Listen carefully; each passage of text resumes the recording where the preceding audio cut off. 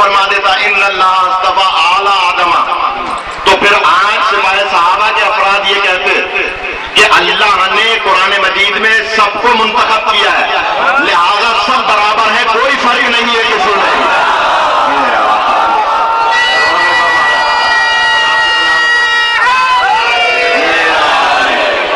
یہ کہہ دیتے نا شہزاد کے سب برابر ہیں، اللہ نے آیت میں فرمایا اعلی آدم، لہذا سب مسلمان برابر ہیں، سب انبیاء برابر ہیں۔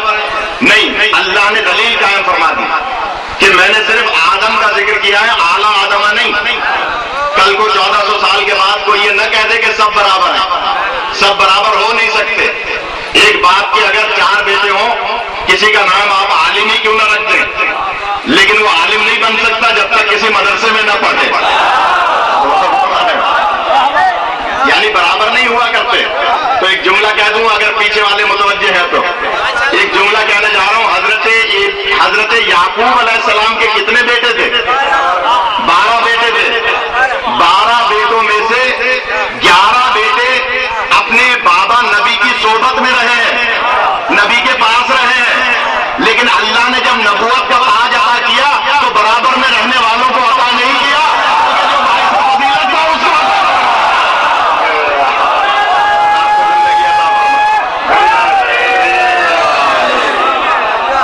ورنہ اللہ قرآن مجید میں ارشاد فرما رہا ہے ان اللہ اصطفیٰ آدم، ہم نے آدم کو چنا، اعلیٰ آدم نہیں۔ یہ مت کہہ دینا کہ سب برابر ہیں، سب برابر نہیں ہے۔ اللہ نے آدم کا انتخاب کیا، اعلیٰ آدم نہیں فرمایا۔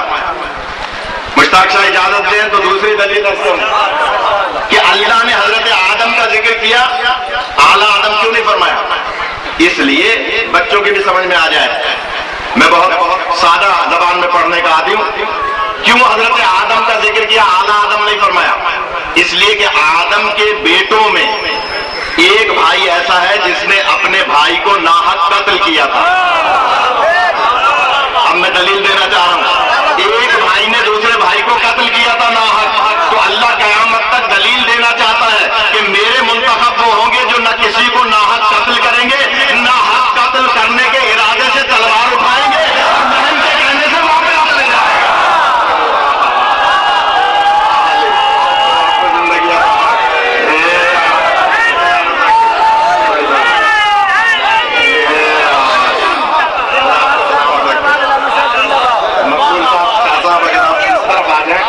کیونکہ میں دائیں بائیں دیکھنے کا عادی نہیں ہوں، دائیں بائیں دیکھنے سے عبادت مشکوک ہو جاتی ہے۔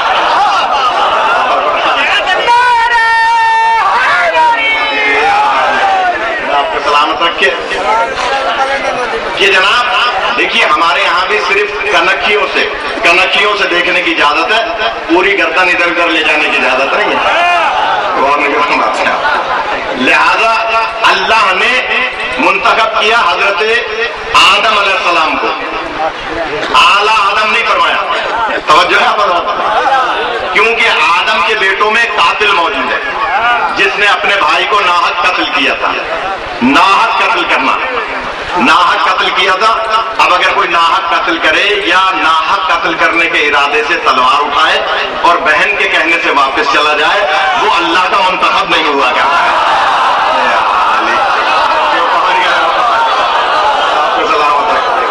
دیکھیے تاریخ حضرات تشریف فرمائے، ہمارے یہاں کوئی بھی جاہل نہیں ہوتا ہے، جہالت وہاں ہوتی ہے جہاں معرفت امام نہ ہو۔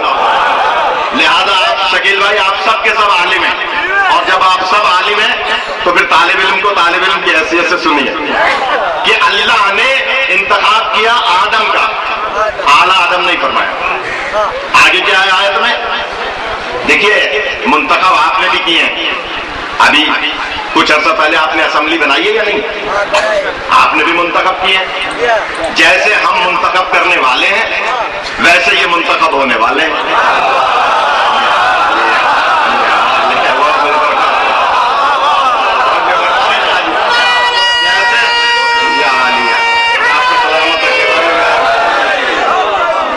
اسمبلیوں میں جو لڑتے ہیں ایک دوسرے سے، جیسے ہم منتخب کرنے والے ہیں، ظاہر ہم گناہگار ہیں تو وہ بھی گناہگار ہیں، جیسے ہم منتخب کرنے والے ہیں جیسے یہ اسمبلیوں میں جانے والے ہیں۔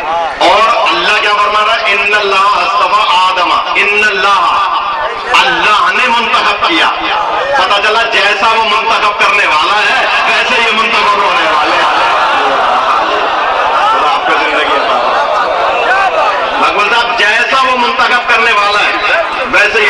ہونے والے ہیں. لہذا قرآن کی آیت ہے, اس سے جدا نہیں جاؤں گا, غور کیجیے گا.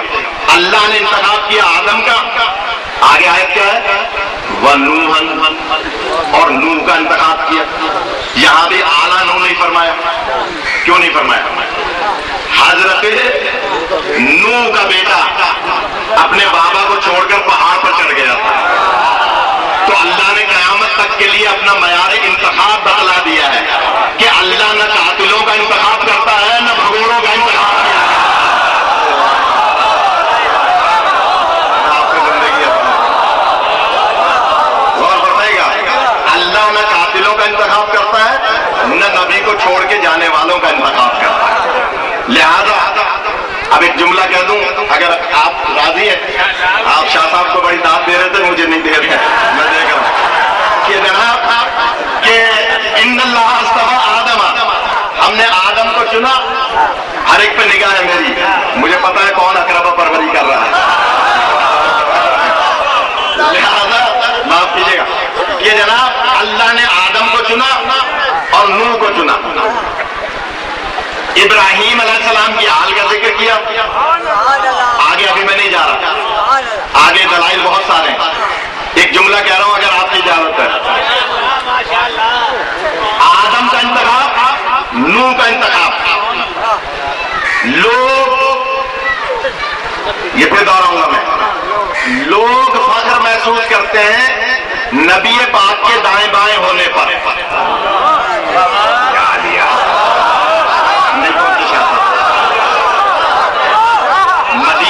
مدینے میں لوگ فخر محسوس کرتے ہیں اگر بھائی نبی پاک کے دائیں بائیں ہونے پر. غور کیجیے گا, بس میں یہی دلیل دینے چاہ رہا ہوں. آپ آئیے, آپ کہتے ہیں نبی پاک کے دائیں بائیں ہیں, لہذا باعث فضیلت ہے. ٹھیک ہے, آپ جو چاہیں سمجھیں. ذرا نجف اشرف تو آ کر دیکھیں.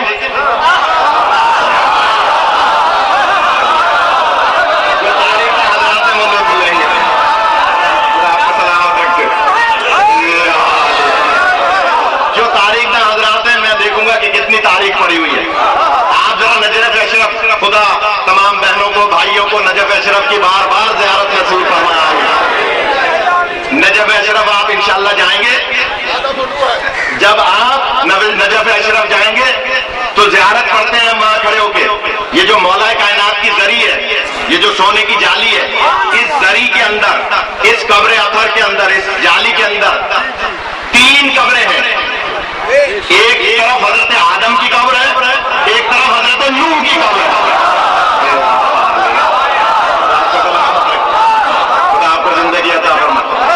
آپ تاریخ دیکھیں, نجف اشرف جا کے دیکھیے, لکھا ہوا ہے. جب ہم وہاں زیارت پڑھتے ہیں تو تینوں کی زیارت پڑھتے ہیں. حضرت آدم کی بھی زیارت پڑھتے ہیں, حضرت نوح کی بھی زیارت پڑھتے ہیں, مولا کائنات کی بھی زیارت پڑھتے ہیں. اس جالی کے اندر, زری کے اندر 3 قبریں ہیں. کب انتقال ہوا حضرت آدم کا؟ کیا مصلحت تھی اللہ کی کہ قبر کہاں بنی ہے؟ کب انتقال ہوا حضرت نوح کا؟ کیا مصلحت ہے خدا کی کہ قبر کہاں بنی ہے؟ دونوں کی قبر دائیں بائیں ہے, درمیان میں بس اتنی جگہ تھی جہاں مولا کائنات